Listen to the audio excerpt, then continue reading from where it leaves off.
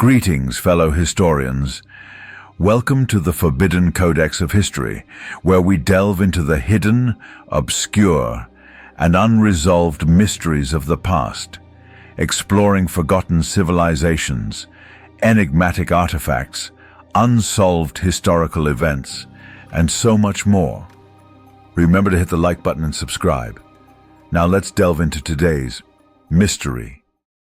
In the heart of Arabia's desolate Rub al-Khali, the empty quarter, legends whisper of a city of immense wealth and sin, destroyed in a single, cataclysmic moment.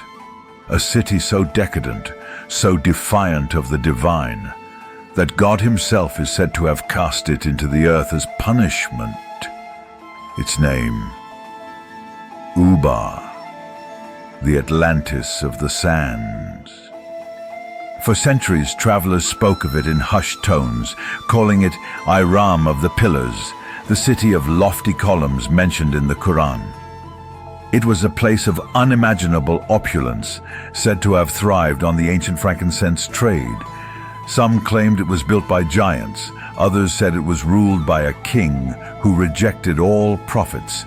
Then, one day, it vanished, swallowed whole by the desert. Is Ubar merely a myth born from sand and scripture? Or was it a real city that rose, flourished and fell, its ruins buried beneath the burning dunes? In this episode of the Forbidden Codex of History, we journey into one of the world's oldest unsolved riddles, unraveling the truth behind Ubar. A city caught between scripture and science, between the wrath of the gods and the shifting sands of time. Chapter 1. Iram of the Pillars, a city cursed by God.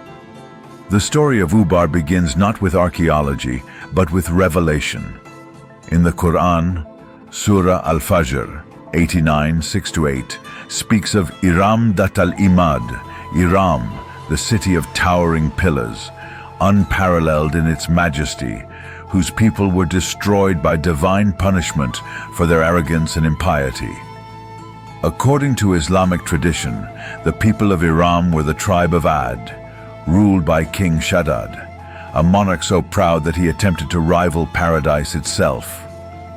Shaddad is said to have ordered the construction of a heavenly city in the desert, one filled with gold, silver, and precious stones, designed to echo the gardens of Eden.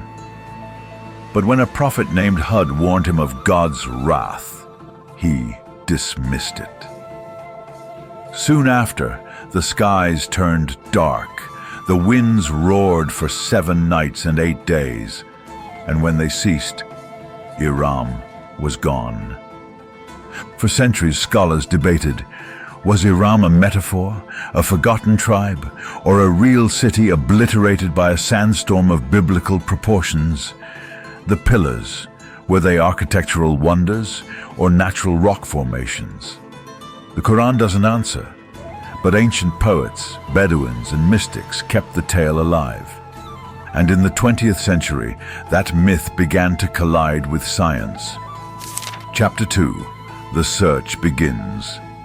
Until the 1990s, the city of Ubar remained a legend, unconfirmed, unproven, uncharted. That changed with the fusion of faith and technology. NASA, yes, the space agency, played an unexpected role in the hunt for Ubar. Using a combination of Landsat imagery, radar satellite mapping, and old caravan routes visible only from space, researchers tracked ancient pathways that converged at a single point in southern Oman, near a site called Shaisar. These trade routes weren't just faint lines in the sand, they were literal scars from centuries of camel caravans transporting frankincense across Arabia.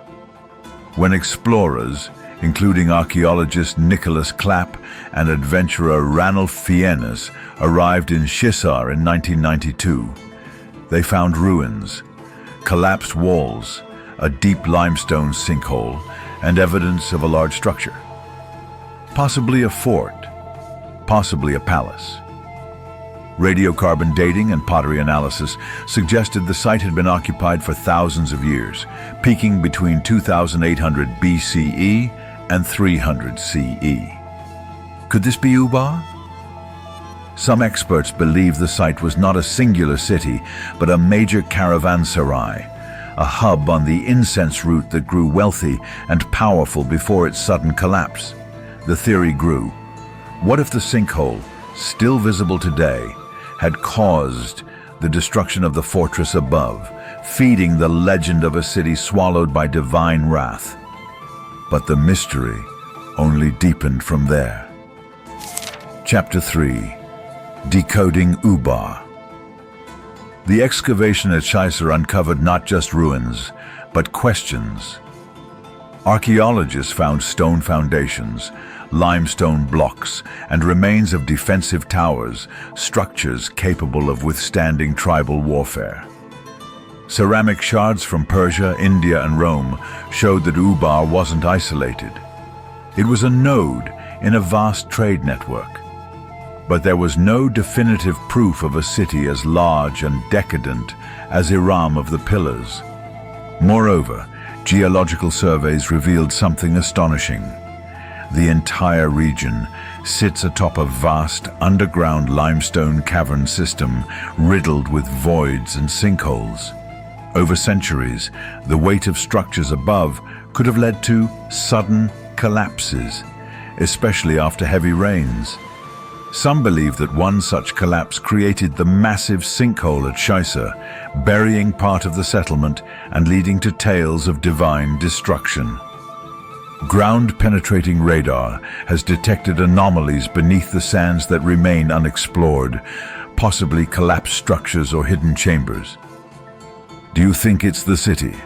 Let us know in the comments below. Chapter 4. Myths, Giants, and Ancient Technology. The mythos of Ubar doesn't end with the Quran. In the tales of the 1001 Nights, Ubar is mentioned as a city cursed by God. Some medieval Islamic texts describe it as a realm of giants, whose architecture was so massive it appeared impossible to replicate. Western explorers, including Bertram Thomas in the 1930s and Wilfrid Thesiger later on, recorded Bedouin accounts of Atlantis-like cities that vanished without a trace. In these oral traditions, Ubar is more than a city. It is a symbol of forbidden knowledge, of a civilization that flew too close to the divine. Some fringe theorists believe Ubar held pre-flood technology, or that it was connected to the lost civilization of the Nephilim, the giant offspring of angels and humans mentioned in apocryphal texts like the Book of Enoch. Others have proposed that its downfall was triggered not by God, but by extraterrestrial beings, pointing to the precision of trade route alignment and uncanny preservation of some ruins. Even more mystifying are reports of strange light phenomena near the site, glowing orbs, inexplicable electromagnetic disturbances, and sudden temperature drops. Local legends warn against disturbing the sands around Ubar, calling them cursed ground. Whether these stories are folklore or fact, they've made Ubar a nexus of mystery, where ancient myth meets paranormal speculation. Chapter 5. The City of Bones. Despite modern exploration, Ubar remains more ghost than city. The site at Shisar has yielded human remains, often found near the sinkhole, buried hastily, some possibly crushed during a collapse. There's no sign of mass slaughter, suggesting the end of Ubar wasn't from conquest, but something more sudden. The layering of ash, sand, and sediment suggests a gradual entombment. A city erased not in fire, but in silence. Today only fragments remain, walls, pottery, inscriptions yet undeciphered. No golden treasures, no colossal pillars, just the hushed remnants of a place once great. And yet, as desert winds howl through the ruins, the mystery persists. Was this truly the city God buried for its sins, or simply a settlement lost to time and geology? Conclusion. Ubar is a story of paradox, a city lost to both myth and science. It is both real and unreal, sacred and speculative. What is certain is that something existed in the Omani desert, something powerful, connected, and central to the ancient world's economy and religion. Whether that something was the Iram of the Pillars, the Atlantis of Arabia, or simply a trade outpost elevated by legend, we may never know. The search still continues, and thus the mystery goes on. Thank you for listening. If you liked this, make sure to hit the like button and subscribe. Don't forget to watch that recommended video for you for more mysteries to uncover. We shall see you in our next session of The Forbidden Codex of History.